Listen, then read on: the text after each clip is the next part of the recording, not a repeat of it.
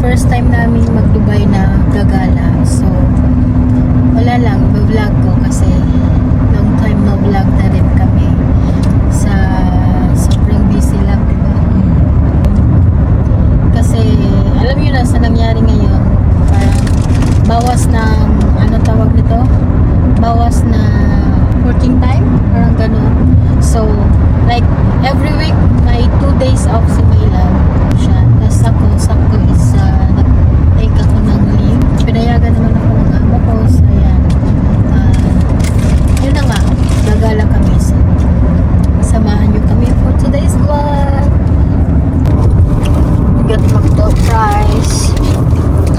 I have my coffee. And my love is driving.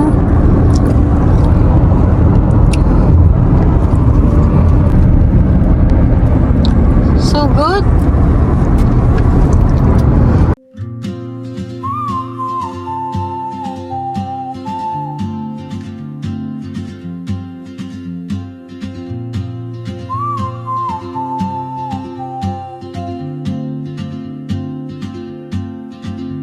She moves like a map with no borders, a whisper caught in the wind.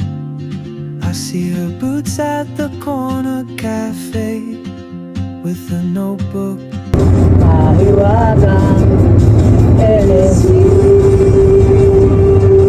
Kizan. Saan ba yung Kizan na yan?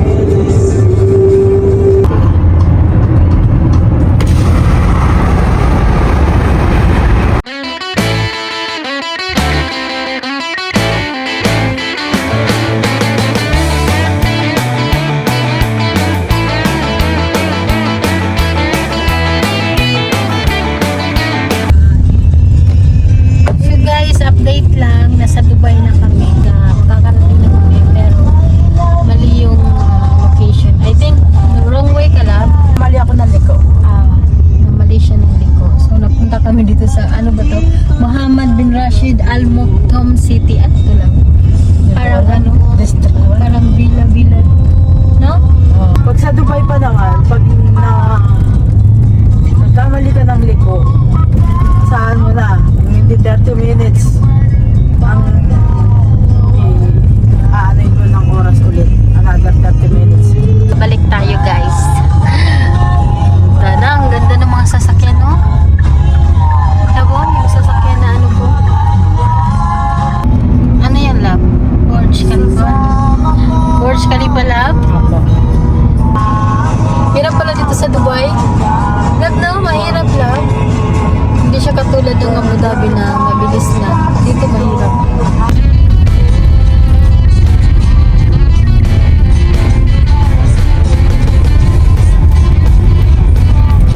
So nakapag-park na kami dun banda.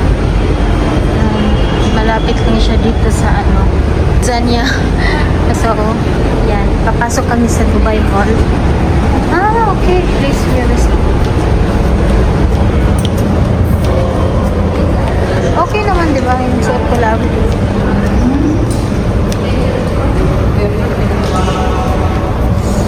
So, standard parking. 4 to 5 hours. 4 hours lang. Hindi naman tayo free. So, mag-ano ka, mag-time ka. Weekdays yun, dito tayo.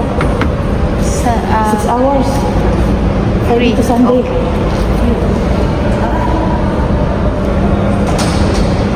So, saan tayo pwede mag-ano? Bayar. We don't know. Fees will, fees will be deducted from the salary. Tara. Okay. Kailangan namin picturean or tandaan lahat kasi mamaya baka maligaw kami sa laki ng ano, Dubai Mall.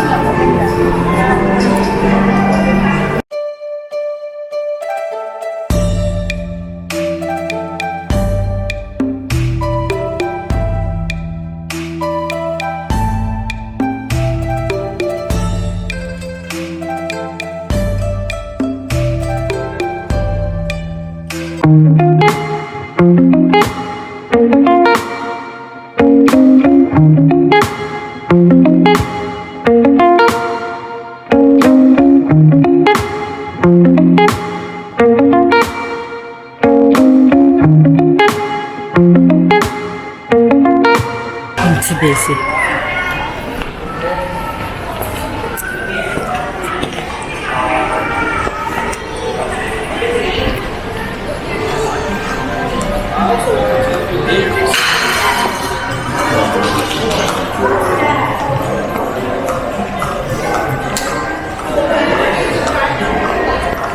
Hey, love.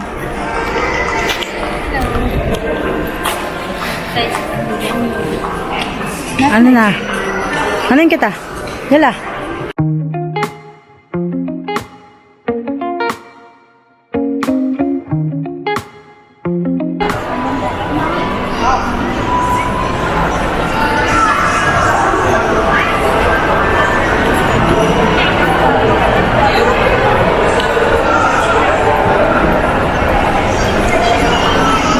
Picturean kita, love. Dali.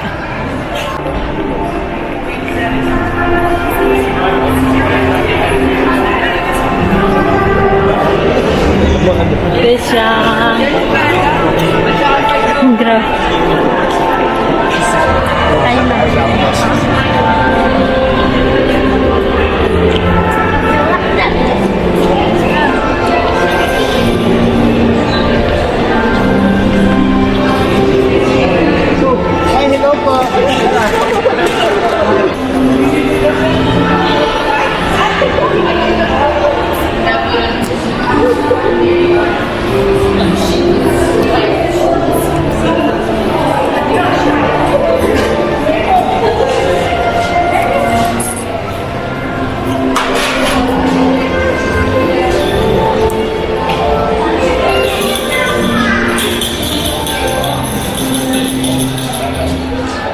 Love.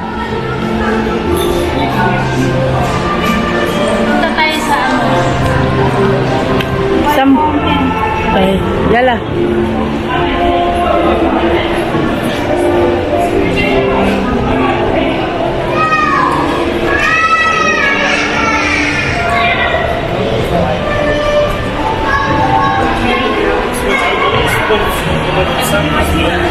Watson. Love. Watson.